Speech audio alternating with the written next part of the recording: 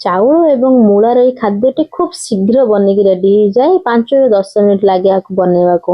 ରୁଟି ଖାଇବାକୁ ଯୋଉଦିନ ମନ ନଥିବ ସେଇଦିନ ହିଁ ଆକୁ ବନେଇ ଖାଇବେ, ଦେଖିବେ ବହୁତ ବଢିଆ ଲାଗିବ ଆକୁ ଖାଇବାକୁ। ମୁଁ ଏଠି ନର୍ମାଲ ପିଠା ଚାଉଳ ନେଇଛି, ୟାକୁ 2 ଘଣ୍ଟା ଆଗରୁ ପାଣିରେ ଭିଜେଇ ରଖିଦେଇଥିଲି। ୟାକୁ ଏବେ ବାଟିବା ପାଇଁ ଗୋଟେ ମିକ୍ସଚର ଜାରରେ ଟିକେ ଜିରା, ରସୁଣ, ଅଦା, ପାଣି, ଲୁଣ ଦେଇ ଭଲସେ ବାଟି ନେବେ। ଆପଣ ଯଦି ରସୁଣ ନ ଖାଆନ୍ତି ତାହେଲେ ସ୍କିପ୍ ମଧ୍ୟ କରିପାରିବେ। ଆପଣ ଜାଣିପାରିଲେ ନା ମୁଁ ଏଠି କଣ ବନଉଛି? ମୁଁ ଏଠି ମୂଳାର ପିଠା ବନଉଛି। ବାଟି ସାରିଲା ପରେ ଆମେ ଆକୁ ଆଉ ଗୋଟେ ଜାଗାକୁ ବାହାର କରିନେବା। ଯେହେତୁ ପିଠାଟି ମୂଳାରେ ହବ ତ ମୂଳା ତ ନିହାତି ପଡିବ।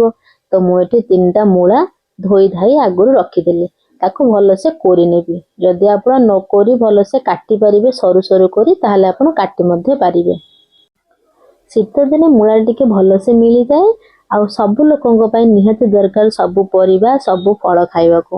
ତ ଘରେ ଯେହେତୁ ଛୋଟ ପିଲା ଅଛନ୍ତି ସେମାନେ ତ ମୂଳା ଭଜା କି ମୂଳା ତରକାରୀ ଖାଇବାକୁ ଭଲ ପାଇବେନି। ତ ସେଥିପାଇଁ ତାଙ୍କ ପାଇଁ ମୂଳା ପିଠା କରିଛି।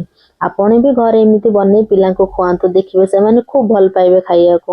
ମୂଳାକୁ ଏଠି ମୁଁ ଭଲସେ କୋରି ନେଇଛି। କୋରି ସାରିଲା ପରେ ଯୋଉ ବାଟି ରଖିଥିବି ଚାଉଳ ସେଥିରେ ଦେଇ ଗୋଳେଇ ନେବି।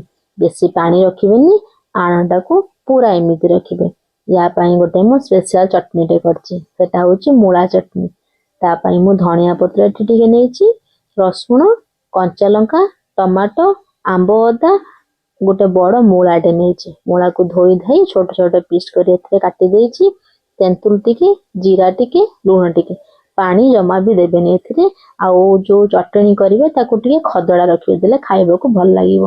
ଆଉ ଏପଟେ ଯୋଉ ବାଟି ରଖିଦେବି ଆଣ, ସେଥିରେ ଟିକେ ହଳଦୀ ଗୁଣ୍ଡ, ଟିକେ ଲଙ୍କା ଗୁଣ୍ଡ, ଟିକେ ଭୃଷଙ୍ଗ ପତ୍ର କାଟି ପକେଇଦେବି। ତାକୁ ଗୋଳେଇ ସାରିଲା ପରେ ତାୱାଟି ପୁରା ଗରମ ହେଲେ ସେଥିରେ ଆପଣ ତେଲ ଦେବେ। ତେଲ ଗରମ ହେଇସାରିଲା ପରେ এই ପିଠାଟାକୁ ହାତରେ ବନେଇବେ।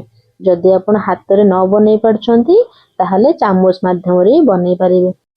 ଏମିତି ଗୋଟିଏ ପିଠା ବନେଇବାକୁ ହାର୍ଡଲି 1 ମିନିଟ୍ ରୁ 1.5 ମିନିଟ୍ ଲାଗେ। ଏମିତି ଗରମ ଗରମ ପିଠା ବନେଇ ଚାଲିବେ ଏବଂ ଖାଇ ଚାଲିବେ।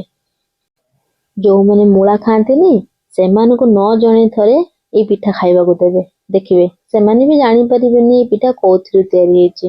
ଏ ପିଠା ଚାହା ସାଙ୍ଗରେ ଚଟଣି ସାଙ୍ଗରେ ବହୁତ ଭଲ ଲାଗେ। ଯଦି କିଛି ନାହିଁ ଆପଣ ଆକୁ ଖାଲି ବି ମଧ୍ୟ ଖାଇପାରିବେ। ସକାଳ ଏବଂ ସନ୍ଧ୍ୟାର ହାଲକା ଖାଇବା ପାଇଁ ଏଟା ପୁରା ପରଫେକ୍ଟ। ୟାକୁ ଆପଣ ପିଲାଙ୍କ ଟିଫିନ ବକ୍ସରେ ବି ଭର୍ତ୍ତି କରି ଦେଇପାରିବେ। ଏ ପିଠାଟା ଚକୁଳି ଭଳିଆ ପୁରା ନରମ ହେଇଥାଏ, ଦେଖନ୍ତୁ ପୁରା ଚକୁଳି ଭଳିଆ ନରମ ସଫ୍ଟ ହେଇଥାଏ, ଖାଇବାକୁ ବହୁତ ଭଲ ଲାଗେ। ୟାକୁ ଚଟଣି ସାଙ୍ଗରେ ସର୍ଭ କରନ୍ତୁ ଏବଂ ତାର ମଜା ନିଅନ୍ତୁ।